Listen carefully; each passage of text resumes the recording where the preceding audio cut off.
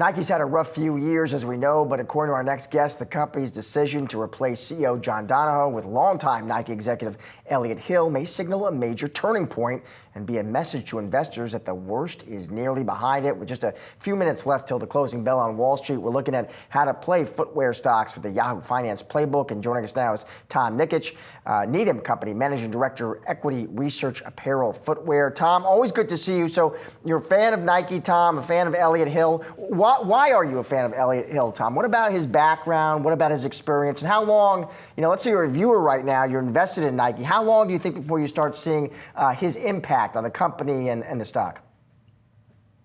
Yeah, I think, look, Elliott Hill, obviously, he had a long and illustrious career. Started as an intern at Nike, 35 years ago, roughly speaking. And then he worked his way up the ranks. And I don't think it's a coincidence that, he retired initially in 2020.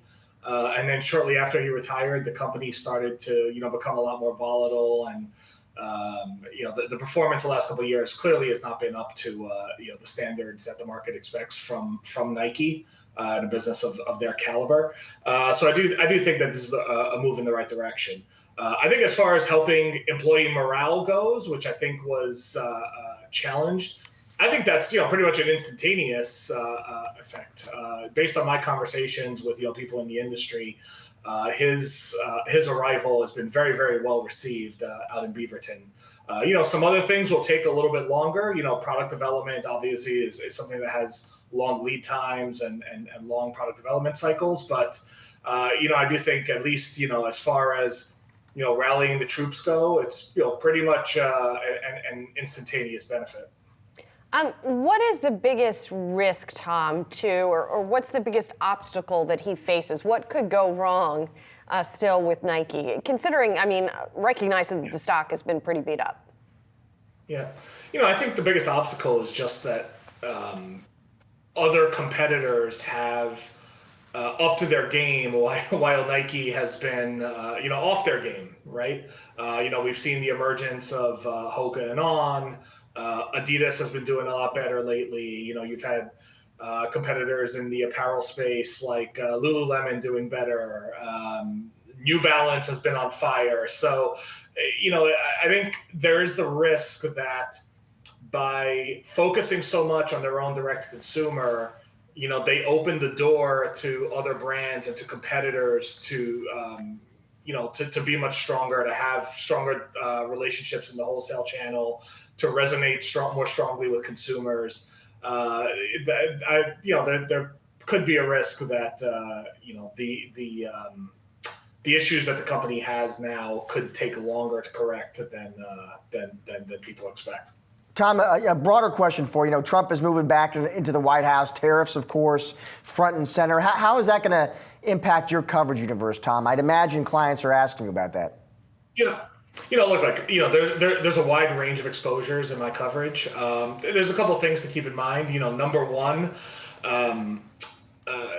any revenues that a company generates outside the United States are not affected by this. So if you're a global brand like Nike, for example, that does 60% of your revenue outside of the US, that 60% of revenue is completely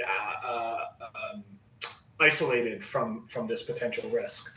Also, a lot of brands over time have been moving their manufacturing away from China just for the sake of having a more well-diversified supply chain. So, for example, Nike currently, less than 20% of their products are made in China, and a lot of that stays in China. It's made in China for the Chinese market.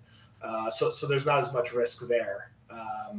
If I look at the two ends of the spectrum in my coverage, I think the company that's the most well-insulated is On Running, the Swiss sneaker company.